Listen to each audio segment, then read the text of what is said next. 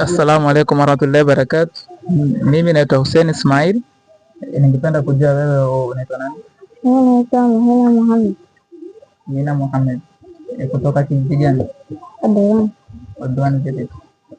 Okay, tumesikia madrasa ilikuwa katika hali na hapa tumetembelea tukaona yenyewe ni kweli.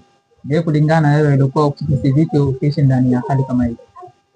Madrasa yetu iko na shida ya taa na mkeka. Wakati wa msimu wa mvua ikinyesha, kuona hapa basi hakuna, hii matope yanazunguka, udongo unachafua nguo yetu.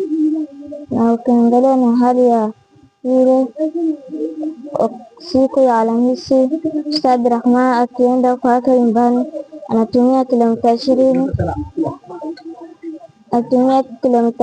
kwenda kwake, na kurudi hapa kwa ticha anatumia kilomita 20 kusomesha watu, na kwamba watoto 3 ambao kwamba wanatusomesha kwa usaidizi. Okay, na kama hakungekuwa na hawa watoto 3 wenye ambazo wanawasaidia, ingekuwa mko katika hali gani kwa sasa? Tutakuwa hali ya shida, ingekuwa ni hali tatanishi, ndio? Haya, swali la mwisho ningependa kuuliza, je, ungepata msanii mwenye angejenga haya jengo ya kuwe sawa na mpate mahali pa kukaa, mpate mkeka, ungejifeel vipi katika kama mwanafunzi? Kuna furaha. Utakuwa na furaha. Je, utaambia vipi wahisani wenye wako nje kwa masuala kujengewa? Sasa shukrani, nyote mmesikia. Kwa hivyo wahisani wote wenye wako nje, tunaomba nyote mnavyojua kuwa kulingana room hii yetu yenyewe iko katika hali ya kubomoka. Mvua ikinyesha itakuwa hakuna masomo, jua ikiwaka sana hakuna masomo.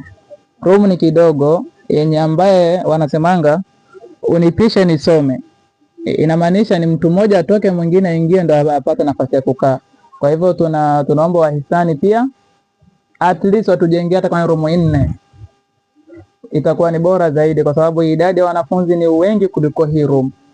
Hata hivi saa hii ni kama sijui niseme ni dala, kwa sababu hawa wanafunzi wenye wako hapa tayari room imejaa, na wenye wako nje wenye wanasoma chini ya miti ni zaidi ya wanafunzi 200 na tuseme 270, juu wenye wako hapa hata hawafiki wanafunzi 30. Kwa hivyo room ni kidogo. Tunaomba wahisani wote wenye ambaye wanaona hii video wasaidie hii kijiji. Waligangana hata roofing, ukiangalia hivi roofing waliweka na mti, waligangana sana. Hiyo ni wacha tu tuseme ni hongera kwao, kwa sababu wako na nia, lakini uwezo hakuna. Kwa hivyo tunaomba muhisani aje alete nusura katika hii kijiji na wanafunzi wapate masomo. Kwa haya machache ningependa kuwashukuru kwa wale wenye waliweka angalau hii structure.